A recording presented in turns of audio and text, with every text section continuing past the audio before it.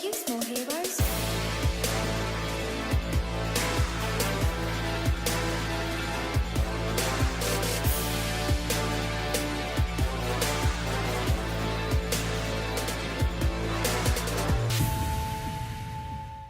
Hello everyone, and welcome to our first Replay Recall. Replay Recall in this instance is going to be me reviewing a replay from a viewer that was submitted to me. They are a Bronze Mercy, and we're just going to take a look at their gameplay on this match on Hanamura and just kind of pay attention to the small details and things that potentially we could tweak to have an easier time of things. Climbing in Overwatch is not easy. It definitely takes a lot of restraint. It takes a lot of learning habits, things like that. So these videos tend to help with those. So hopefully this is helpful to a few more of you as well that are burgeoning Mercy mains. And yeah, so let's get started. The two big things to worry about on Hanamura, especially on defense here, are obviously just the main sort of entrances. So you have this sort of doorway over here. That's terrible. There you go. And then you have this little cubby hole up there. Now there is a little higher. There is like right up on the ledge there. There's some space that potentially a Widow or a Pharah could get to, but you're probably going to hear them coming if they get there. So for the most part, you're kind of focusing or tunneling all of your firepower and shield usage to this area and this area.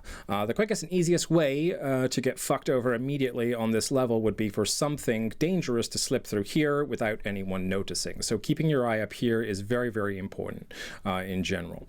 This door is going to be pretty much watched by everyone. Mostly the main tanks do sort of realize, even if you're a support player, main tanks tunnel vision hard, and it's not their fault. They're on the front line, so they have to tunnel vision. They have to kind of look in front of them and just assume that everything is happening, you know, how it's supposed to behind them for the most part.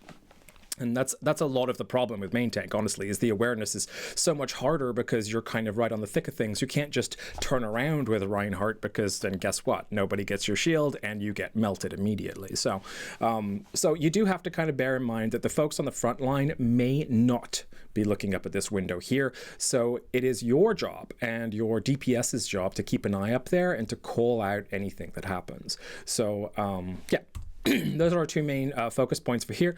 I guess let's go ahead and see how the initial runoff did. Damage boosting at the beginning is good, useful. Always damage boost when nobody needs heals. It should be kind of your default mode when no one needs healing. Your Orisa is super aggressive right now. I don't know, that was just a little trying to get a little bit of ult charge there, or... Yeah, you guys are playing... Okay, so let's stop right there. So this is not your fault. There's nothing you can really do about this other than just try and keep your tanks and everything alive. But you may notice here that your team is playing way too far ahead. We talked about those two entrances, those two choke points.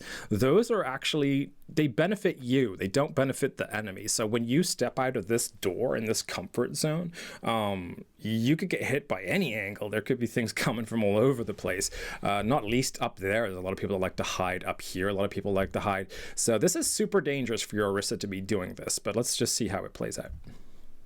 Oh.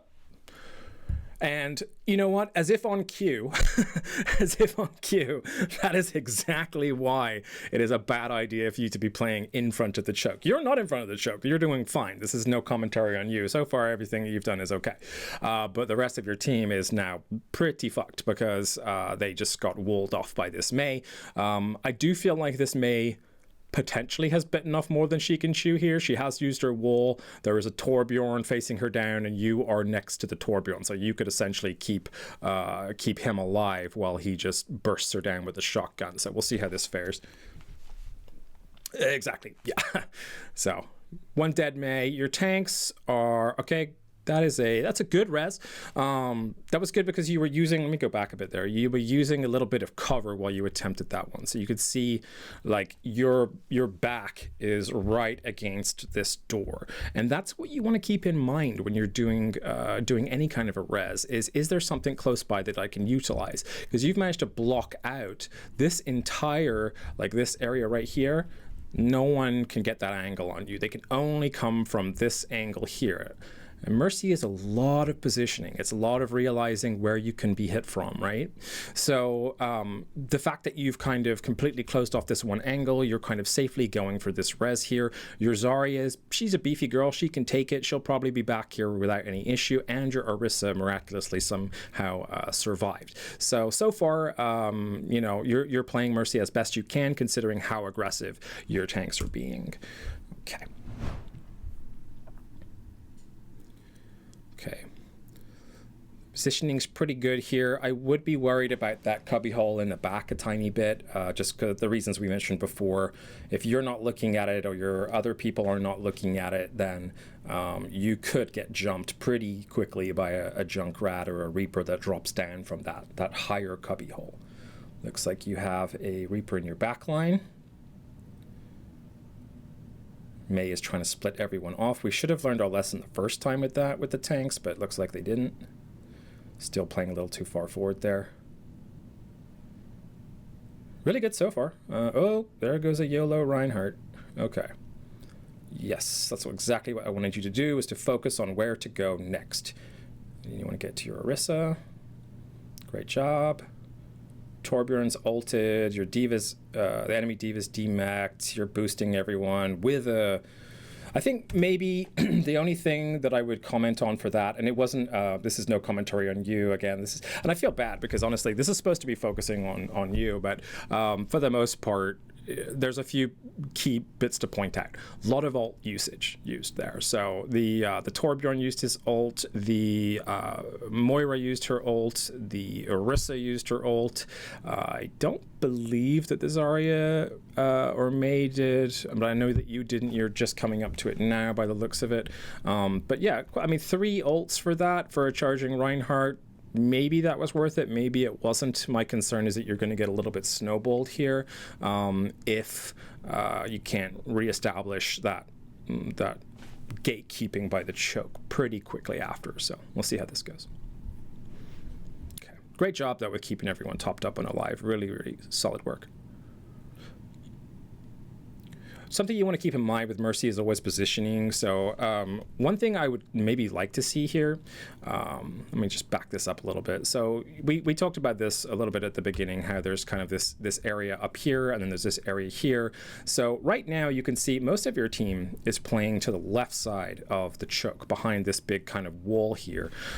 So I would like to see you join them. I think right now you are kind of like out on your own here, and you are vulnerable to attacks from multiple different places, even higher up, even higher up there coming down. There's a lot of different angles that can get to you right now. Whereas your Orisa is here, her shield is here, your Torb and your Mei are back here. So I would realistically like to see you somewhere around this area. I'm going to give you a little halo so that you can power boost your Orisa here and just kind of get yourself out of line of sight. Mercy is like 95% positioning. If you can be in a good position and know where to go to next, or where your next position is, you're already like miles ahead of the game. So I would like to see maybe in this area you utilizing this as your main hidey point, just because there'll be less attack angles on you from other areas. Power boosting. Again, when you're not healing, definitely always remember to be power boosting. Good stuff. So you have reestablished domination of the choke at this point. You guys are, it was, I would say it's worth that ult usage to prevent that fast take. Mei is getting a little too crazy out there.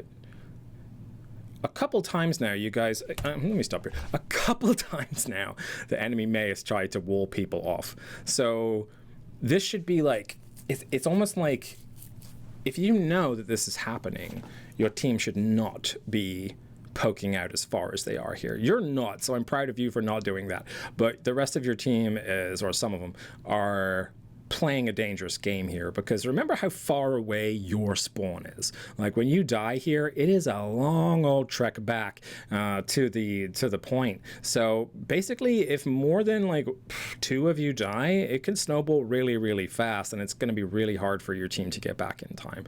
So these kind of risky plays, like the one that this May is trying to do here, and I don't even know what she's doing. You can also see, by the way, there's a Reinhardt up here who is probably looking for a very nasty charge. She is probably going to die. So we'll see how it plays out. But again, when you've already encountered something a couple times before, just put it in your back pocket. And maybe if you are on comms with the team, say, hey, can you come back inside the choke? May has been trying to wall you off. And just kind of remind them.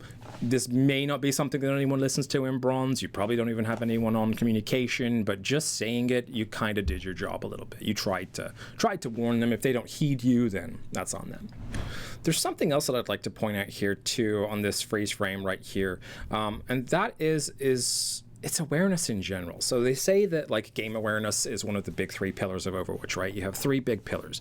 You have your game sense, you have your positioning, and you have your mechanics. Those 3 things will take you as far as you can possibly go in Overwatch. The golden kind of rule that people go off of is if you master one of those 3 things, then you will rise out of bronze and silver. If you master 2 of those things, you will rise out of gold and platinum. And if you master all 3 of those things, then you will make your way to Grandmaster, which is the idea. So talking about game sense, especially in Bronze, tough to come by, but Mercy has to have a ton of it, and she also has to have positioning. You can see right here, here's your Mei, here's your Zarya, and then you have these guys right here. These guys, they're playing it correctly. Torb's back there somewhere. This right here is an enemy Mei. Behind your Zarya, McCree is taking pot shots directly through here. So he's got this sight line on pretty much everybody, and he's probably going to break that shield pretty fast too. McCree's shots are no joke on a shield. But your Zarya here is killing you guys, like literally, because not only does she put out some of the highest level of protection with those bubbles that can save you in an instant from a charging Reinhardt or an ulting McCree, or even a freezing Mei, but you know, she's just a big beefy girl. She has Graph probably pretty close to it. Looks like she's on 62, not that close actually. But you know, she's a powerful character, and her DPS output is no joke. So the fact that she has put herself essentially in the crosshairs here is not going to bode well for your team. Just to point that out. And your Mei's playing a dangerous game too. Mei's can get away with it a little bit more because they basically have a map editor on cooldown, but your Zarya is playing a dangerous game. So let's see how this pans out. Zarya is low and dead. Okay, so already that is exactly what I expected to happen. So you're down a player. Luckily, you are playing Mercy, so there is a res possible here. It is going to be a sketchy res. Here's what I would do if I was in your shoes, and I don't know how this plays out. But what I would do is I would request for Mei to build you a wall right over here, right in front of the Zarya, but blocking off damage from at least one of these angles, either this angle or this angle. But just put it in front so you can get away, because you can see your shield's cracking here. Your Orisa shield is cracking, so she may have a fresh one to put down for you, but she might not. So your Mei actually could really help you out here by kind of keeping you in cover by using her wall. So I might request Mei to build me a wall to try and res this Zarya.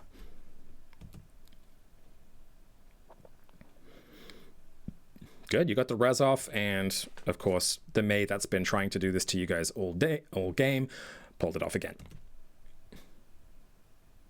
I have no idea how your team is surviving. Okay, all right. Was that a good ult? Was that a good ult? Yeah, you know, I think it was. I think it was a good one. Here's why.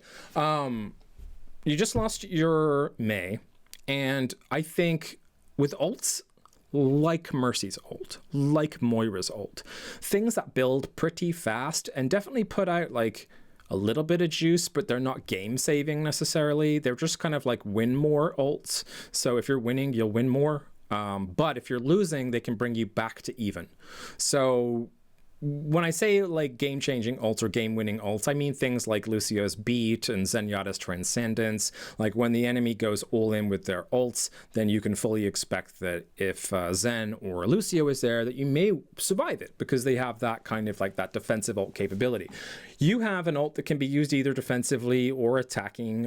It basically just chains your beam to multiple characters that are in close range so that you get to do AoE healing for a little while. AoE is area of effect. So similar to Lucio or whatever, like within this certain area, all of your beams are going to chain together, be that for healing or for damage. So yeah, I think this was a good ult, mostly because it makes you harder to hit right off the bat, but also it does kind of even the odds a little bit between you and the enemy team, since you are now down a player.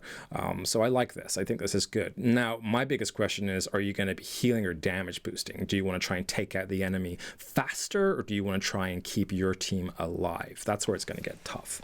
Let's find out. Healing, no res available for at least 17 seconds, so that's not happening. Your Orisa, a little bit of mechanic work there needed for the... Yeah, so that was just a mechanical thing, I think. You kind of flew in there and lost your bearings a little bit.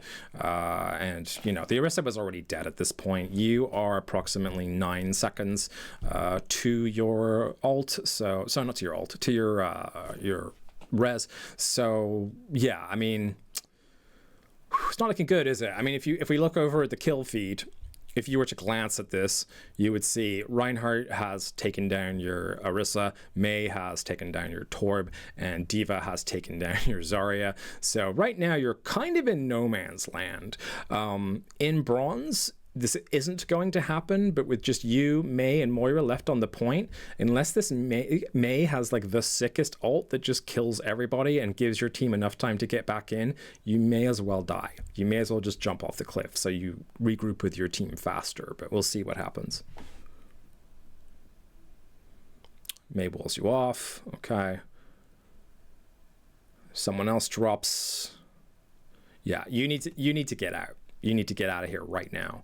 So at this point, you are, your team's all dead, right? I'm sure they're going to try and make it back, but realistically, they should not. The enemy team has complete control of this point right now. There's nobody that's going to be able to like filter in one by one and save this. No ults except for Mei and Moira, and even those two I don't think would be enough to save this point. You'd have to nail everybody. And you've got a few folks on the other team that have like little escape things, like Mei could freeze herself, McCree could roll out of it, Lucio could boost out of it, Reinhardt could charge out of it, Brigitte could bash out of it, and D.Va could boost out of it. So the Mei ult is super ineffective anyway for the most part here. But yeah, you need to die. This little cliff right here, I need to see you jump off that and take a swan dive so that you can regroup and go for the second point. And let me point this out as well.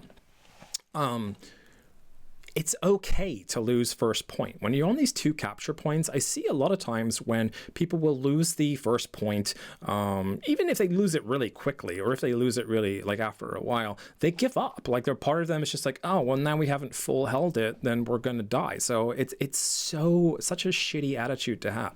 This point is hard as fuck to full hold. A lot of these 2 CP maps are hard as fuck to full hold. They're designed that way. So it's like if you get a full hold, it's super impressive. But it's unlikely. It's really unlikely. So there's no sense in being like, oh, I suck, everything sucks, everyone's shit, like about it, because you're probably going to end up having to defend the second point anyway. And honestly, that's the one you want to focus your energies on. The first one, if you get it, great. The second one's the important one. So yeah, I would be taking a swan dive off this cliff right now. To appreciate the battle mercy attitude though. Suicide by Reinhardt, that's fine. As long as you died. Okay. And as you could see, the enemy team are trucking into your point here. Your guys are still debating if they want to, charge out, I think. They're kind of slowly making their way back. Your Moira's in no man's land. Yeah, you're out of position there. Okay. So if you are right here, you look like a snack to anybody approaching this door right now, because you are, without doubt, you and Orisa are the 2 most important people on the field right now.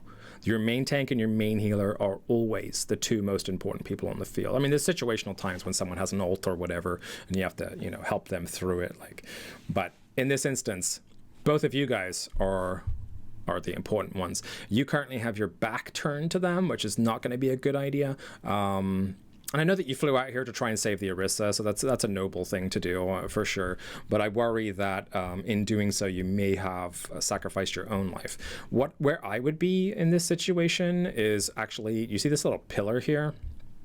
I use this a lot, or this one, depending on which side of the screen you're on. So I would Guardian Angel over Orisa to behind this post here, and then use that as your cover, because then you can keep an eye on multiple angles of entry. Your Orisa feels supported, and you don't have the chance that you're going to get like headshot by McCree or frozen up by Mei or whatever the case may be.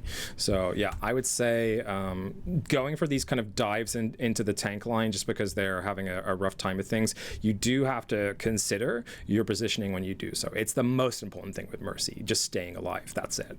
So there you go. Okay, you do make it back here, and okay, now we're in a good position. Perfect. I'd like to see you stay here for a while. Just kind of build your ult charge off of these guys. These guys, oh, there's that ult. See, this is a perfect example of no follow-up on one of these types of ults. There are lots of ults out there that will trap multiple people, like Graviton is one, Mei's Blizzard is one. These are ults that are designed to trap people, but they're also designed to be as kind of like to make life easier for your team. So once you freeze the other team, your whole entire team should be just hitting headshots, and all these squishies. Look at them. This is a snack. Mei's taken out Reinhardt, which is good. They can't push without their main tank, but I mean, they probably will. But yeah, this is like, everyone should be following up on this, yourself included. I would break out the pistol, honestly. I mean, once this critical is dealt with, I would break out the pistol and start trying to take some heads off, just to try and get them out of there. The more people you can kill in this, the better. You're going to stifle their snowball, so they can't just run into the point. Stifling a snowball, so important. Like, taking the momentum out of the sails of a team that's just like taking a point from you is one of the easiest ways to full hold a second point, because once that initial momentum is gone, it's really hard to get it back. Okay, let's get out of there so you don't go, oh, Mei. Sorry, I'm sorry. Oh, dear God. And she used her ice block too. What a cow. All right, so you, in your wisdom, decided to hop over to Mei, which was the right call, I think, in this instance. Either that or just like dipping to your left real fast so that so that you're out of the bomb range. Maybe going left and down through the thing would have been good. But yeah, I can see the escape factor here. Sure, why not? And then you go over, and Mei. Oh, Mei blocks you off. My guess is that she was doing this because there was a lot of the enemy team in front of her, and there was also a bomb that was going in there.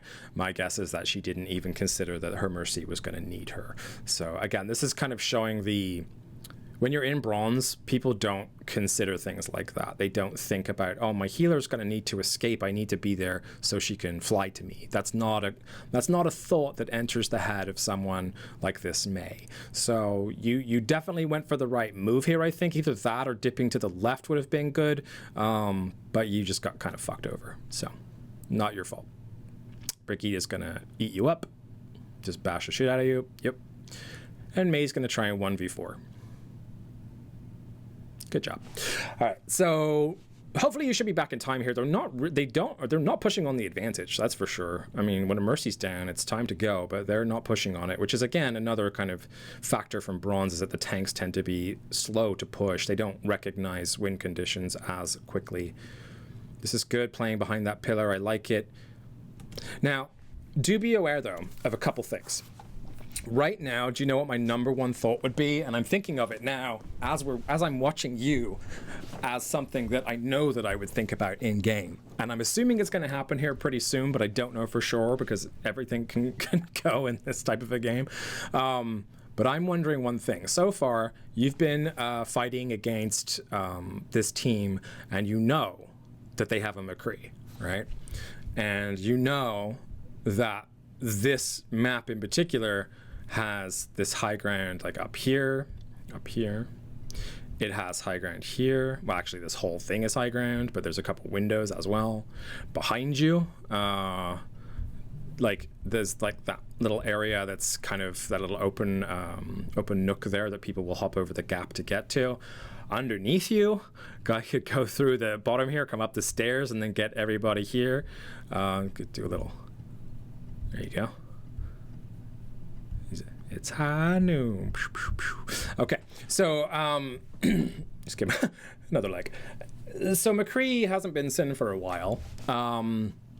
It's very likely he's trying to ult on you from the side. And ult tracking is maybe not as easy in these levels, but it's something you do need to get to grips with, especially as a Mercy. So when you're playing the game as a Mercy, you're playing a different game to everybody else. Everybody else has to focus on kills. They have to focus on utilizing, their kit to the best of its abilities. Mercy's kit is to enable other people. That's what she's there for. She's not there to get the glory. She's not there to get the kills. Sure, there are exceptions. But for the most part, you are an enabler. Your job is to boost the power of someone else or to heal the wounds of someone else. That's it. So in that sense, you're playing a different game, which means you can do one thing that other team players maybe can't do as well, and that is to track ultimate usage and have general awareness. As Mercy, this beam is going to stay stuck to this Orisa if you're looking if you're looking up here, if you're looking up here, as long as you're holding down that button, or if you have the toggle on, just leaving it on, you're fine. Like, you can keep an eye on these angles, and you can be looking for that McCree to show up somewhere, so you know already where your escape route is, because that's going to be super important for when that comes through. And on top of that, because you're kind of just pointing at people and holding a button and then looking around a little bit, you also should know what's been used at this point and what hasn't. Pressing tab and checking the team composition towards the beginning is super important. But then once you know what you're dealing with, it's time to start counting the threats, right? So if we look here, May, has she used Blizzard? Not in a minute. No, so she might be close to it. She might not be. We don't know. I mean, we can see here that she's not. McCree has his ult, probably going to do a flank on you. Lucio doesn't. Reinhardt hasn't used Shatter, so he's likely to have it. We saw D.Va's bomb go in. We know we're safe from D.Va for a while. These two, they're not really going to hurt you. They're more so just they're like win more ults, like we talked about earlier. If you're winning, you'll win more. So these two are the things to be concerned about. Let's find out what happens next. Your ult is up, you use it almost immediately. I actually don't think you needed to do that. I don't think you were being pressed enough to warrant pulling your ult there. You're in a fair team fight, for sure, and pulling your ult might help your team to win a little bit more and make you harder to hit, which is always nice. It definitely will give you more mobility, but you're going to need that mobility when that McCree shows up. So that's the one thing that I'm a little concerned about, is using this ult now when it's kind of a neutral fight. You really want to use ults either when you're absolutely desperate to secure a team fight and you happen to have it left over and there's a risk of you losing it, or to engage. So I guess as an engagement tool, this is okay, but I think I would wait just on the basis that we know that they have some nasty ults up their sleeve. So nice job. Ryan used his Shatter, whiffed it. Okay. This is good. This is good. You're in a really good spot. You're avoiding a lot of pitfalls. And there it goes. As if by clockwork. So let's break out my little red pen again. So McCree had this option here. He had this entire back area. I don't think he can get up here unless he has a sim thing, so not that.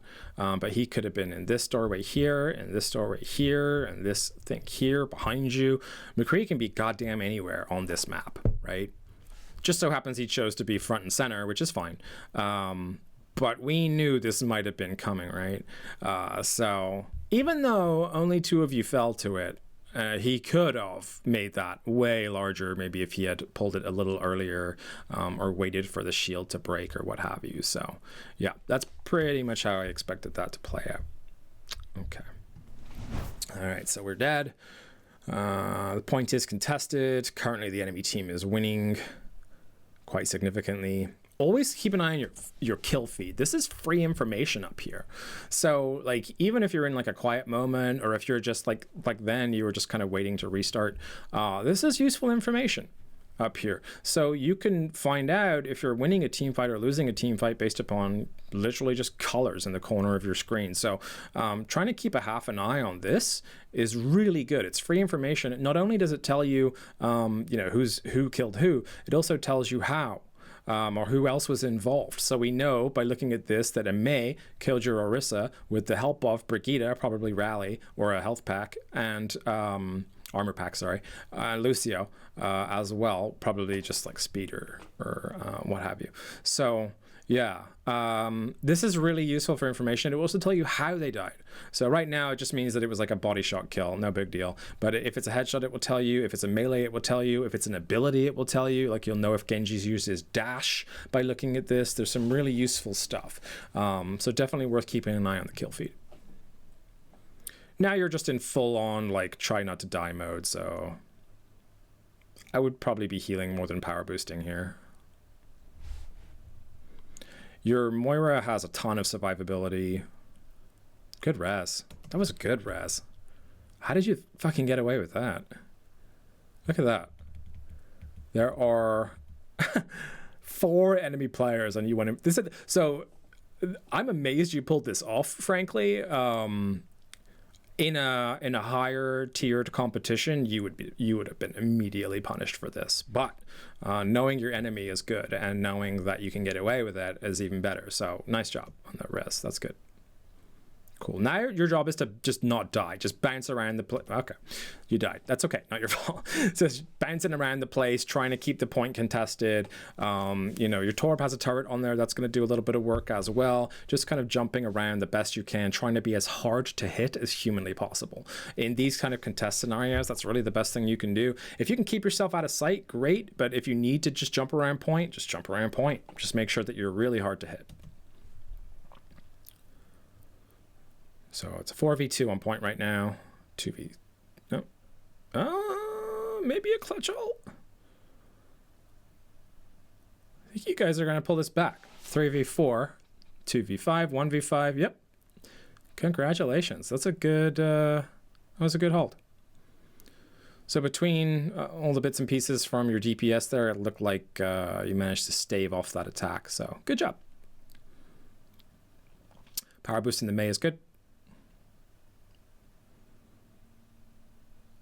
Your Mei scares me, to be honest. Meis are weird. Like, sometimes they're just absolutely killer. Other times they are a detriment to everybody. So right now she is popping off, though. She just killed 2 by herself. So 2 things to note. 1, looking at the kill feed, you would have known that Mei had killed 2 people. Question, though, where's Mei? See her? She is right here. So that tells you where they died as well. So you know Mei killed 2 people. Mei is in front of you. Mei is firing here. So the enemy is still here. Most of them, anyway. The other thing I wanted to point out is this. Right there. In slow-mo. This gun is firing. This turret is firing. Right? Why do the turrets fire in Overwatch? Because they see somebody. So sometimes paying attention to something like a turret, especially in the back lines, is really useful because you can see the angle that people are attacking you from. If you know this turret is going off, it looks like there's an enemy here, right? Now, this would have been a problem for you. You clocked it, so congrats on that. This is good. You clocked this this Brigitte trying to sneak up on you, but you can be damn sure she's going to try and take you out. So we'll see how this pans out. Of course, using a microphone and informing the team. Oh, you're going full battle mercy, huh? And you nailed her. Well, May nailed her, but that's okay. That was a good job. No, that's actually great. You weren't under any particular stress or anything there. And people don't expect Mercy to break that pistol out, man. That pistol will do some work, I'll tell you. They think you're easy pickings. So sometimes if they're by themselves and they're out of position as badly as that Brigida was, yeah, sure, break out the pistol. This Diva Bomb is going to wreck you. I'm pretty confident in that fact. Unless this Ryan turns around and shields you, or May happens to be close enough to put a wall up, this is going to be bad. Oh, nice. That was good. I mean, caught the Moira in the turret, but Reinhardt shielded it pretty good. Torb's out of the way. You're behind the shield. That prevented a pretty nasty bomb there. It was a decent angle. So let's take stock of what we have going on right now. So if you were to press tab, you would see that your team has ults available, and then you can kind of try and figure out how to work around that. So right now you have Torb has his Molten Core. May is about to have her Blizzard Online pretty shortly here. Zarya has Graph. Moira has Coalescence. Reinhardt very close to his ult as well. Reinhardt's build ult super fast, by the way. Reinhardt's, May's, Moira's, super fast ult builders. Harder for people like Zarya. That's why when Zarya builds an ult, if she whiffs it, it's kind of devastating because it's a little harder to build those. So you got 2 or 3 combos here, actually. So one thing that you could be talking about in the chat is how to combo these ults together. So you can say, hey Zarya, I see you have Grav. Why don't we try and Grav them, and then Torb, you can put Molten Core under their feet.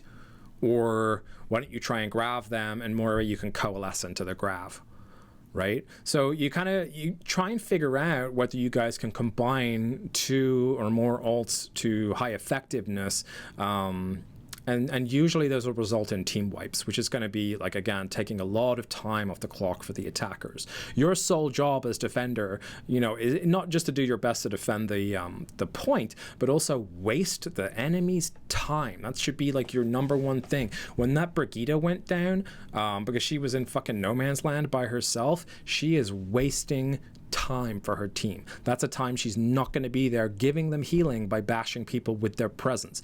Brig is literally only useful when surrounded by people. That's her whole thing, is like the inspire health, and her ult even is to give other people armor charge. So the fact she was trying to 1v1 an entire team on point, yeah. Anyway, okay. So, you know what? I wouldn't even be mad about that, honestly. That is, unless you happen to be head on a swivel, you will occasionally get flying Reinhardt pinned by crazy Reinhardts. It's one of my least favorite ways to die, but also I always kind of laugh about it when watching the kill feed, because some of those charges are ridiculous. So you guys are in pretty good stead, though, I think, here, even though you and the Moira just died, your healers. The May is going to keep people busy. The Torb has a turret on point. The Reinhardt's still here, so we'll see how it goes. May uses our ult, enemy ult. All right, so looking at the kill feed, this is bad news bears. So you guys are in an okay spot. Now you're in a bad spot. Now you've lost quite a lot. So your main tank's down, your off tank's down, your DPS is down. Not a good place to be. 4 of your team are dead, 2 are alive. 1 has ult, which is good. Torb just used his ult, so this might have some damage as well. We'll see how it goes.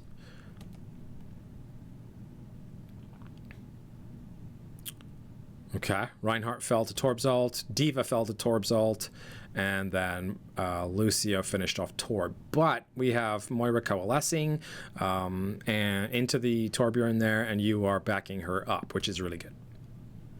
Either is fine, by the way, here with a Moira. This is a complicated question we get sometimes, but with a Moira, it's really your call if you want to heal her through her coalescence or boost her through her coalescence. I think boosting is more fun, personally, but sometimes people will try and solo out the Moira when she's in coalescence. I don't think you can heal through the type of damage that would put her down, though. Like, if they're going to take a Moira out in coalescence, it's either like a charging Reinhardt or a headshot from a Widow or something like that. She can get Basta or hooked or whatever out of it, but I think it's always better to power boost her, just because she's going to heal herself just by doing the ult anyway, and you're going to put out that extra damage for her in the meantime. May's still here, but she's not going to be long for this world. Nice res on the Torb. Oh. Okay. Man, Brig. See, Brig is so far out of step with everyone now. And the thing is, you've caused this kind of trickling effect to occur by taking her out by herself the way that you did. So whenever you have teams like this that are running in like willy-nilly after each other, you can force them into a trickle. You can force them into never grouping up, because teams at this level frankly have a hard time grouping up. So if you can try and get a pick that's like off-timed to the rest of the team fight, then you'll get this kind of situation where all the big players died and then suddenly someone else is back, but they're by themselves and there's 4 of you or 5 of you, and you know, it's kind of, you can just continuously do this. 36 seconds left on the clock. I have no idea if they're going to cap this. They almost have 1 tick. Let's see. Okay, Brigide's down already. So far, so good.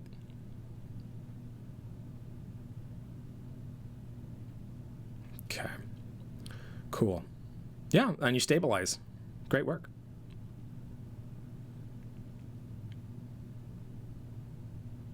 Okay. Good positioning. Good positioning. Managed to dodge that diva. Okay. Ooh, was a good shatter.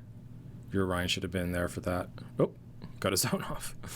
Now, yeah, that was a good ult.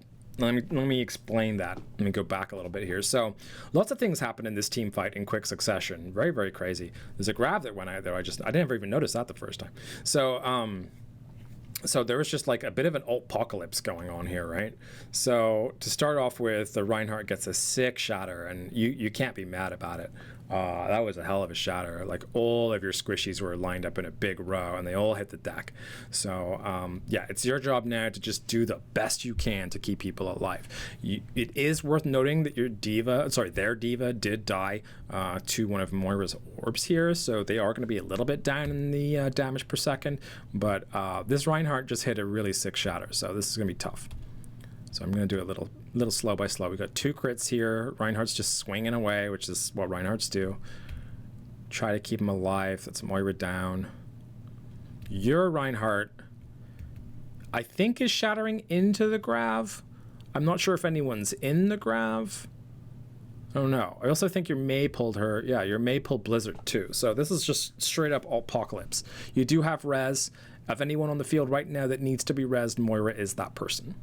You need the additional healing. I would almost always res a healer over any other character except for either a main tank or a DPS with ult. They're really low right now. You could honestly break your pistol out and take a couple of them down. There you go. Take a couple of them down. Okay. Oh, man. That turret. Okay. Turrets are just taking everybody out right now. That kill feed is nuts.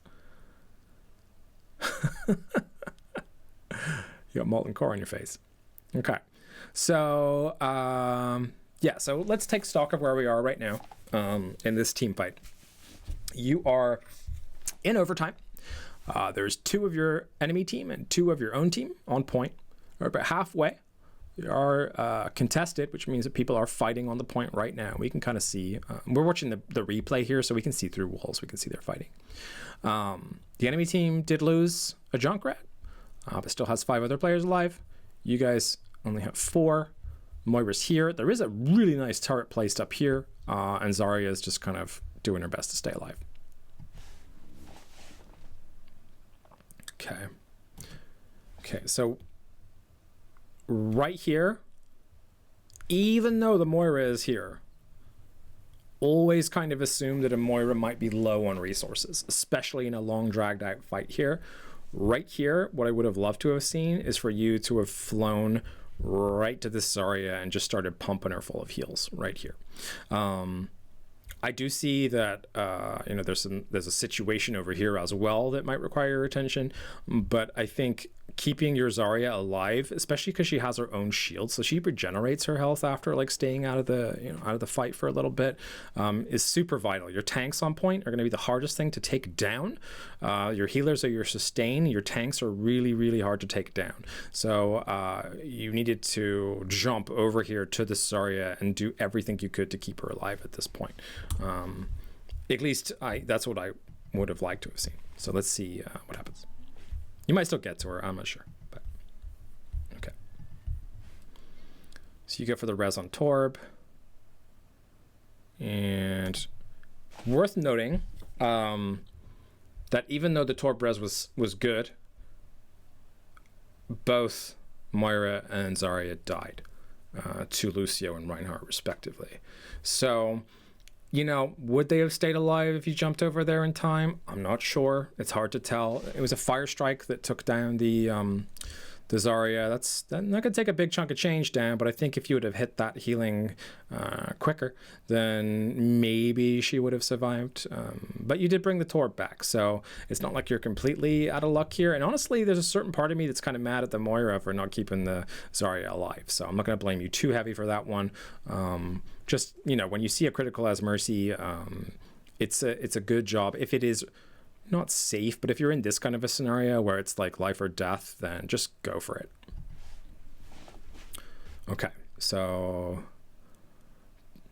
you're getting a couple kills back here. The turret pulled one back. You have both DPS on point. Your Ryan's critical. That's fine. Let's see how it plays out. Okay, so round 1 complete. 43.7% taken. Not a full hold, but definitely a hold. So good job.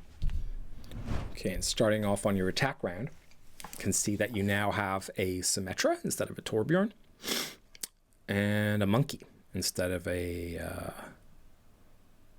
don't remember, or Zarya. Yeah. Okay. Monkeys work well with, let's stop there for a second. Monkeys work well with Mercy, by the way. The Monkey has a default gameplay style, which is usually to dive towards the back of the team, the enemy team, find or solo out a squishy, so someone that's like 200 HP or below in health, and then just work on them. Just drop down, work with your Tesla cannon, drop your bubble, you know, and just try your best to get that person, if not dead, then at least out of the fight, at least like having to deal with Monkey. So Mercy's a decent healer to pair with Monkey. Mostly because if the Moira is not close to him and he just goes off to like no man's land or high ground or something like that, you can still get to him because you can use your guardian angel to get to high ground or to follow him into a battle or whatever.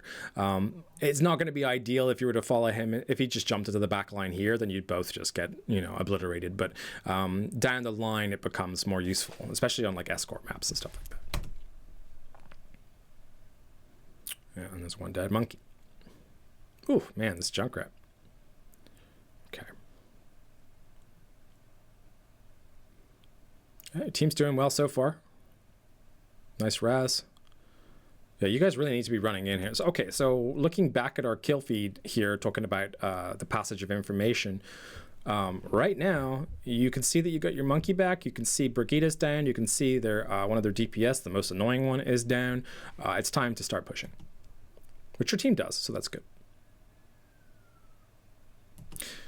I don't know if I would power booster Reinhardt unless he was swinging on people. I mean, occasionally for a fire strike, it's good.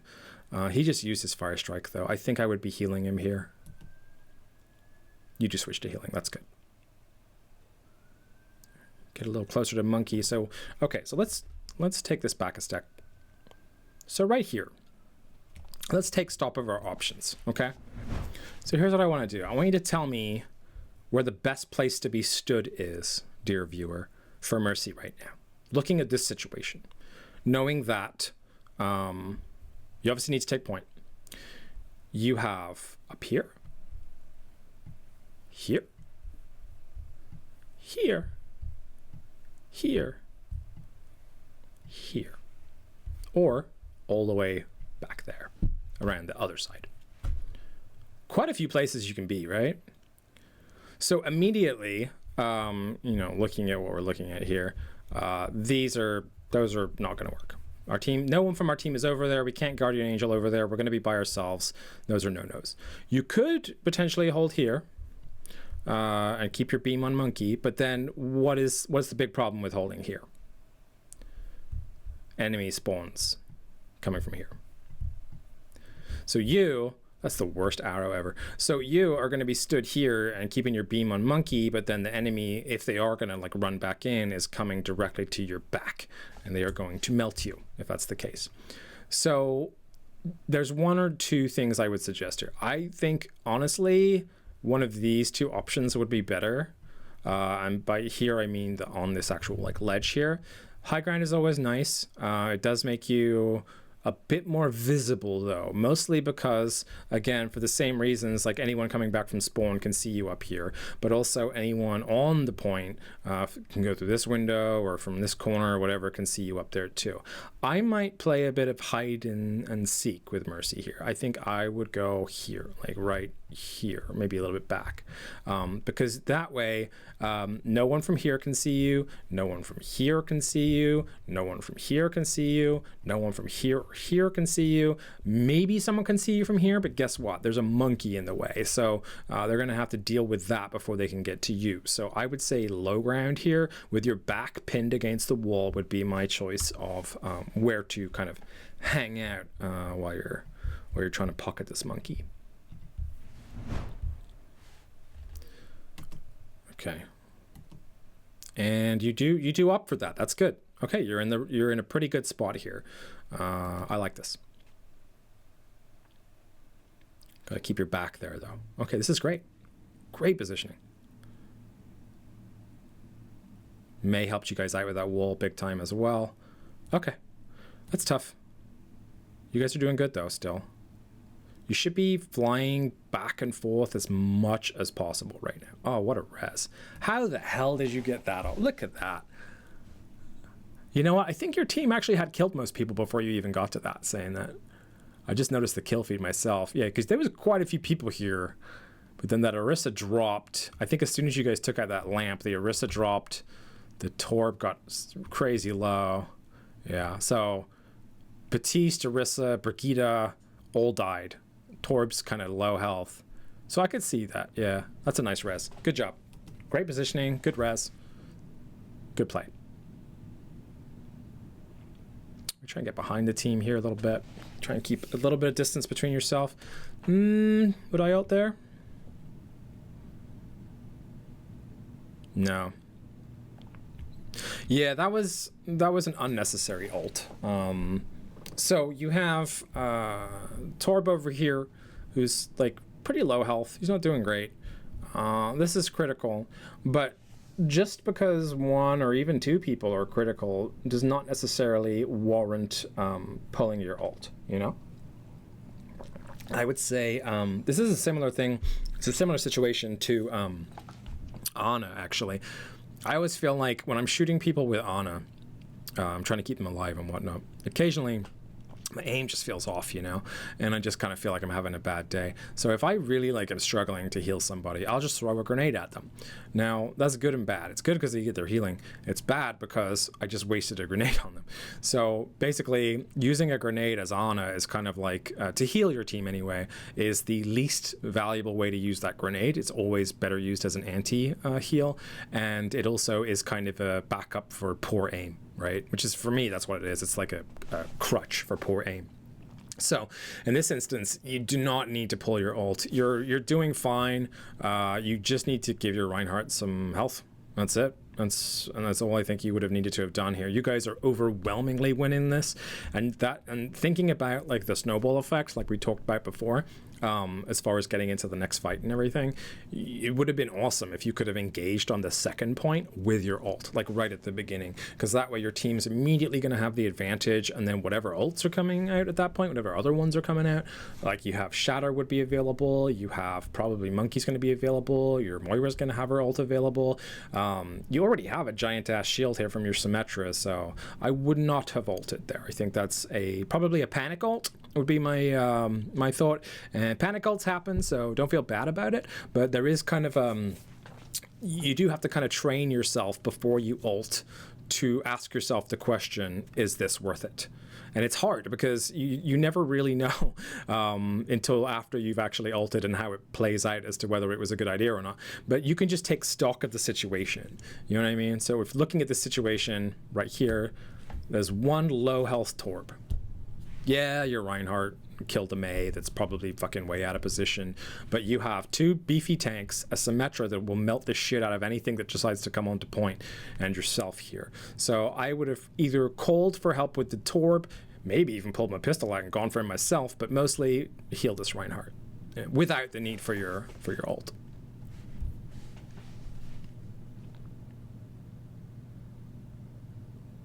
So you guys are gonna cap point pretty quickly here. And as you can see, didn't particularly need that, right? I think you would even agree with that yourself, looking at this. Okay, let's see how you guys decide to take point. So I was kind of assuming this would happen. Symmetra, of course, will usually build a little teleporter over the back way here in case anyone wants to use it.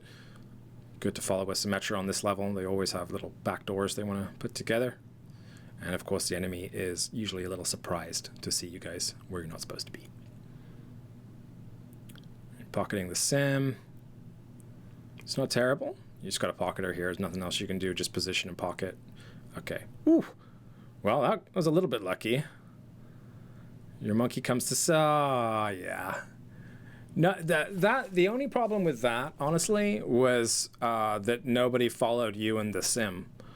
I mean, the monkey got there eventually, but if you had had more folks, like your Mei and your Reinhardt went down main, and your Moira's fuck knows where in no man's land over here, and then you and the monkey and the Sim went this way. So yeah, that's just unlucky. I think you guys got split up in really weird places, and I don't really know why everyone is like in a different place, but that is essentially what led to the downfall here, is just that it was way easier to pick you guys off when you weren't a big bowl of death. So yeah, monkey ulted on the Junkrat, killed him. By the way, another, again, quick thing you can do, I'm listening to this without sound, so I'm having to look for visual cues, but again, another thing for the kill feed, you can see if someone's ulted or not. So if you're looking to this, if you were the enemy right now looking at this, you could be like, okay, monkey's used ult. So even if you're nowhere near him, you know this symbol here means that the monkey has used his ult. So even if you're spawning or you're a million miles away, this happened, monkey does not have ult anymore, I do not need to be worried about monkey's ult, should be what the enemy team is thinking. Quick tip. Right, where is everybody? Where is your... Okay. So let's see, let's take stock here. Is that your Moira? Yeah, your Moira. What is your Moira doing? I have no idea. Okay, so your Moira's in no man's land again, and she's also about to die. Your Mei is on point, well, to the side of point, and your Sim is with you on high ground. Where are your tanks?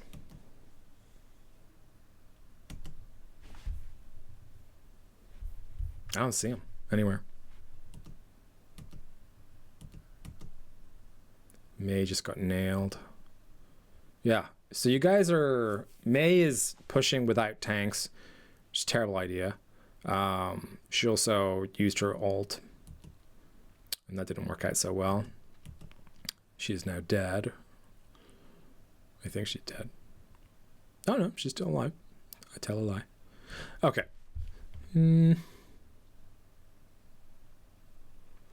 Yeah, this looks like it was more out of frustration than anything. I mean, your Mei is... Let's be honest, your Mei's fucked here. Like, unless she can put a wall up between her and the enemy team and your Winston does some work here on point, your Mei is fucked here. So we should have probably ignored this Mei, honestly, and I would go on to point with the Winston and just try and like boost him and power him and keep him alive. He's not going to stay alive very long by himself.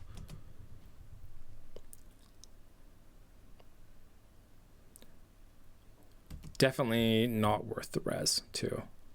This was not a bad res per se, it's just the fight's lost. And knowing when a fight is lost is half the battle, honestly. So right now, you can see the entire enemy team is on point. You have one monkey that's doing some weird pose. And that's it, really. I mean, there's, I think maybe Sim's back here, but like your Mei is just dead. Your monkey's gonna die if he didn't already die. Symmetra, yeah, actually he's dead. I guess this is a death pose, I don't know. Symmetra's back here. She can't really do much by herself. You know, she needs people to follow up on the kind of work that she's doing. So this is an unnecessary res, because you're essentially, the whole thing about wasting time for the enemy team, this is you delaying your own time, because now your Mei has to die again for you guys to regroup correctly. So it's kind of like screwing yourself over by resing this Mei. Okay. Yeah, you all need to just get the fuck out and group up at this point. I mean, she did get a kill on the Junkrat, but as you can see, Moira and Reinhardt fell immediately after. Your Moira is playing by herself. As we've noticed a couple times during this match that she's basically been in no man's land. I don't know how much healing she's putting out, but I would imagine it's not a lot. I've seen her a lot more on the kill feed than anything else.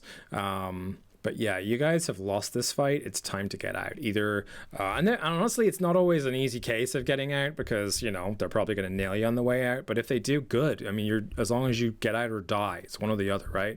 Down here is an escape route. Down here, there's like a way you can get to an escape route if Sim still has her teleporter up anyway. Otherwise, yeah, just die. Jesus, that Reinhardt is hilarious. So Mei's trying to 1v6 the enemy team. You should run now. Don't ult. Oh, it's so tempting, isn't it? As soon as it comes up. Oh man. Yeah, this was an unnecessary ult. Again, and it's not, you know, it's not that I don't understand what you're trying to do here, like trying to keep the Mei alive, fight through it. I get it. But at the same time, like, this fight was over a long time ago. Like, you guys are staggering yourselves so much, and now you're going to stagger even worse because of using this ult. Honestly, I would just fly out of the window. Use your ult as an escape mechanism. We can see Sim's falling up here as well, so you're even down another one. You don't even have that shield about to come up and help you guys with any of the extra damage. It's time to get out. This ult should not have been used here. And you immediately got punished for it. Immediately. Look at that. Look how many red fucking people there are here. And then there's this tiny little Mei in this box where she's been for the last 2 minutes, right? So this is what I mean when we talk about, like, knowing when the fight is over. That Mei, if she had stayed dead, you could have just left and then grouped up with her for a second push. You also would have your ult because you wouldn't have used it to try and save her, and you would also probably be alive. So you guys only need to take 43.7%, but you are going to need to group up to get multiple kills in a row. So let me have a stop and natter moment for a second here. So with a 2 CP map, whether it's Hanamura, Temple of Anubis, whatever it is, the way that the spawns work, it's weird, like, you'll spawn faster if you die immediately after the first point is taken, but the delays, the staggers in getting back to point are significantly longer over time. So it's actually, like, it used to be heavily in the defender's favor, but now, honestly, if you can kill like 4 people, then you're probably good. Like, the spawns are going to take so long. But you do need to kill a lot of people in a very fast and swift motion. Just because if you're only killing 2 or 3 at a time, you're going to have a lot of stall heroes that are going to come out, players like Mei, players like Hammond, that are just going to make your life miserable. So with a lot of these maps, it's a case of having to kill everybody very fast in order to secure a couple ticks.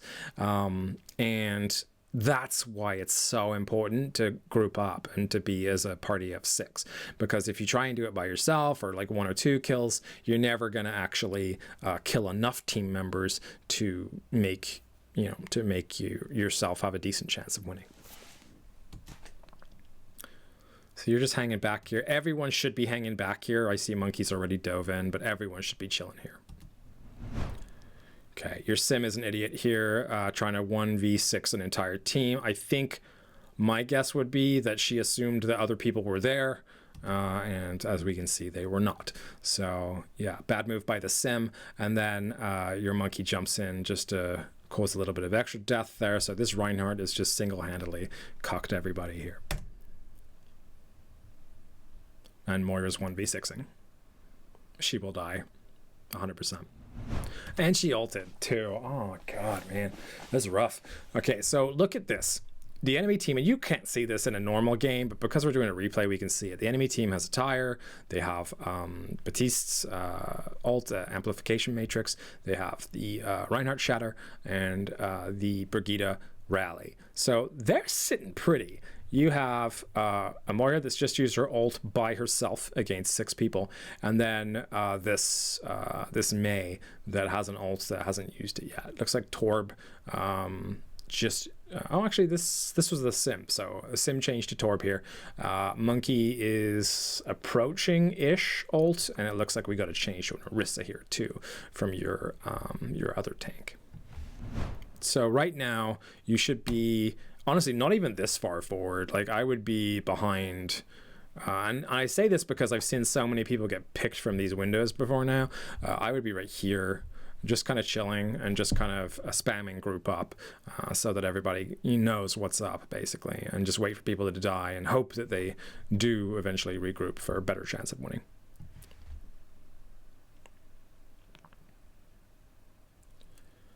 So you're approaching couple fights, maybe 3 fights left here, 3 team fights anyway.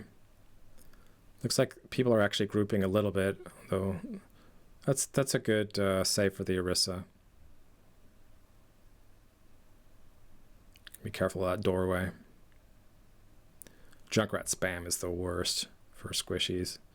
Junkrat is the only character I believe that can kill you without even seeing you. It's so annoying. Okay, so Monkey, how long was he there? How long could you have jumped to him? So from here. Yeah, right about as he was starting to lift off here, I would have Guardian Angel to him, just because down here you're going to be a little stuck. You got to go all the way up the staircase, and it's going to make your life a little miserable. So I would have maybe Guardian Angel to him here before he jumps into his, I'm assuming, inevitable demise. This is not bad positioning, actually. This would be smart if it went for one thing. That is behind the shield, not in front of it. If it was in front of the shield, I would be totally for this. But you are firing at an Orisa shield that is freshly placed, and that has to break before you can even touch this other thing here. And in the meantime, your Monkey almost has ult and is close by and probably needing healing. I mean, you guys do get that down, which is good, but I don't know if that was the best play here. Maybe even just like power boosting the Monkey would have helped to take it down faster. Okay. So that's one of your several fights down. And again, never really went in as a group of 6 the whole time. Always been divided, which is why you guys are probably having such a tough time. So staggered. Okay, so power boost, good stuff.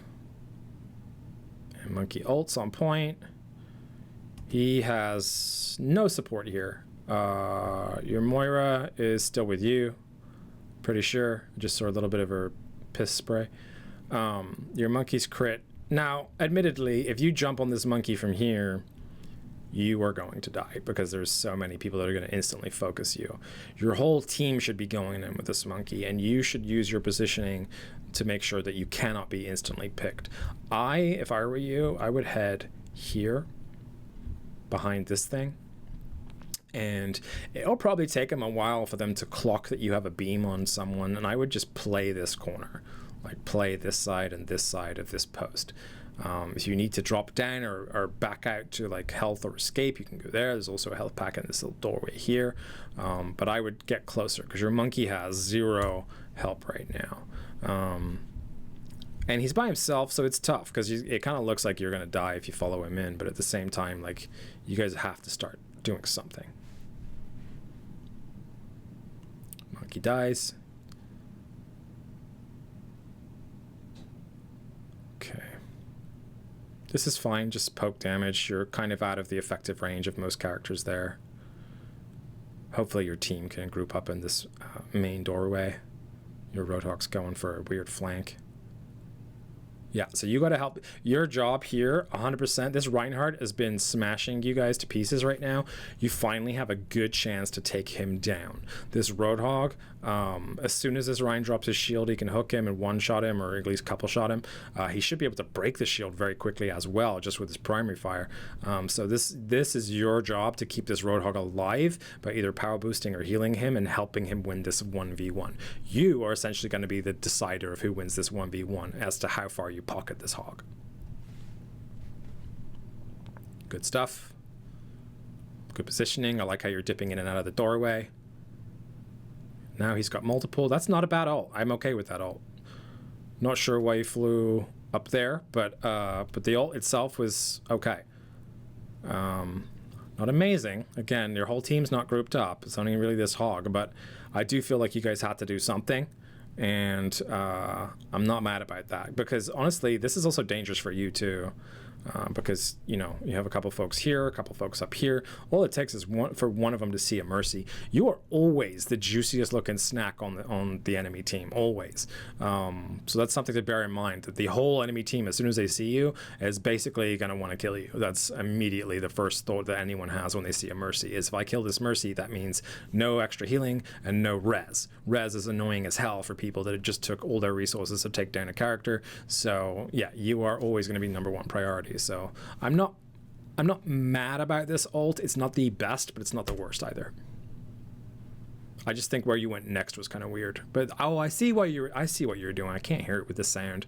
It's the turret. The turret was popping at you. So turret's in the middle of point there. I can see it now. So you kind of went to over here to avoid the turret. Okay, that's not so bad. Okay, let's see what else happens here. This is tough. This is a really tough spot to be in. You need to really just kind of escape at this point. Maybe fly through a window. Yeah, nothing you can do there. So you are now in last fight territory. 30 seconds left on the clock. You guys have not made a single tick yet. This is going to be tough. It really is. All right, going for the switch to Brigitte. Okay. I can dig it.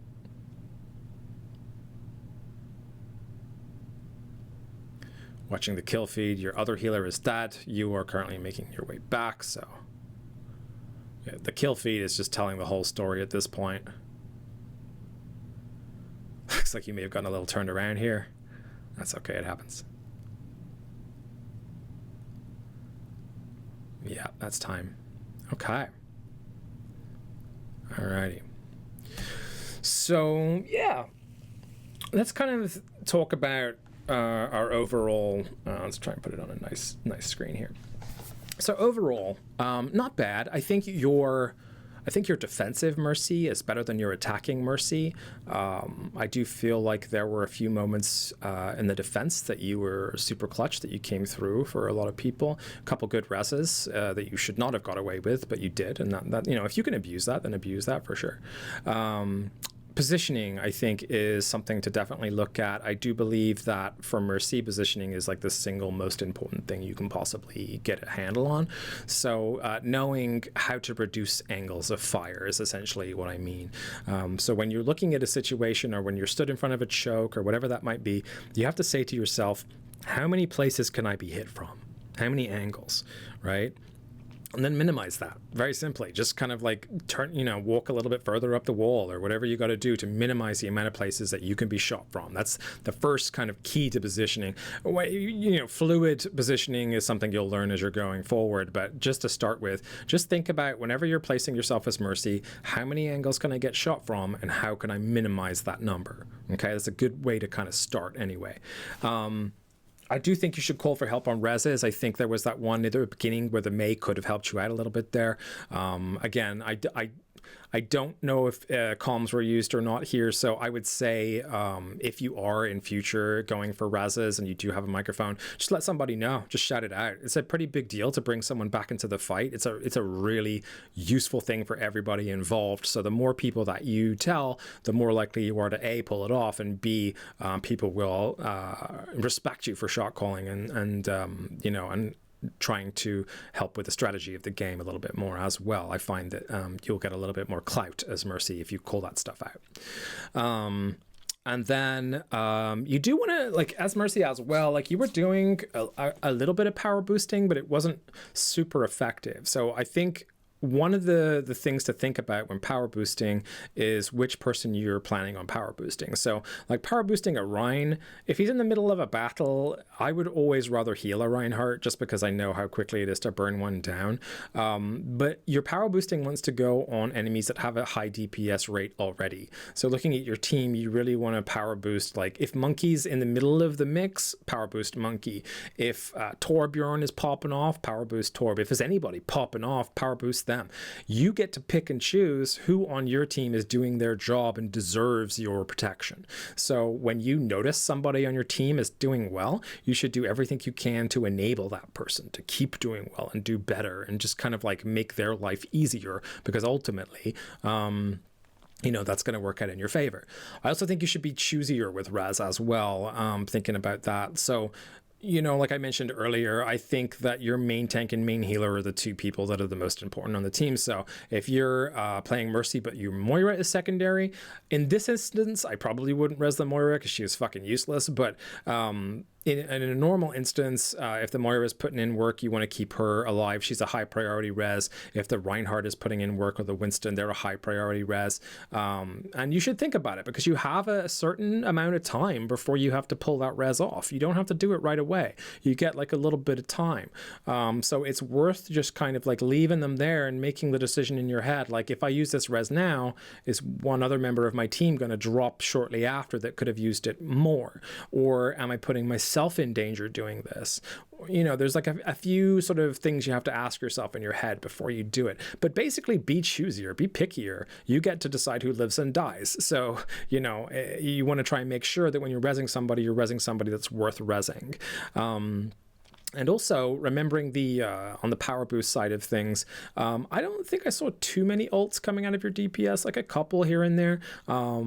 Your tanks as well. I would say when you're power boosting DPS and you're power boosting tanks, you're actually helping them build their ult faster. So you can help your team build their ult faster than normal just by power boosting. So it's something to bear in mind as Mercy, because it can be really helpful, especially if you are trying to build a specific ult. Like if you want to get, I don't know, you want to get Genji his blade to partner with a nano or something like that, then you can just pocket that Genji with the damage boost and he'll get his ult faster. So good to know, I guess. Otherwise, yeah, pretty good job. The attack was definitely a little lackluster than the defense. That was not all your fault. It was, you know, it was just like the team got so weirdly divided and split up, and then everyone was going in two at a time. The term for it is trickling. That's what was going on there. You were trickling into the fight, and because you were going 2v6 or 2v5 every time, you were losing. So that there really needed to be someone that took command there. It's supposed to be a tank. Main healers can totally do it as well, but your tank is supposed to do it and just kind of gather everybody up for the push. So that's something to bear in mind as well. But otherwise, yeah, good stuff. I would say keep on playing Mercy. She's a super fun character to learn and play, but just focus on those few things there. Your positioning, maybe try alt tracking a little bit if you can, even if it's just one, even if you're just trying to keep track of one, or if someone's used it, you just kind of say, hey, so-and-so used shatter, just so you know, that way you're kind of letting other people know what may or may not be available. Yeah, otherwise, great job. I hope that this helped a little bit. It always helps me to kind of go over my videos and see where I made mistakes. A really kind of useful way to do that is just to see where you die and ask yourself, is there a way that I could have not died? That's a really good way to start anyway. But thanks for sharing the video. It's super nice of you. Thank you. I hope you guys got something out of this, and we will catch you on the next time. Goodbye.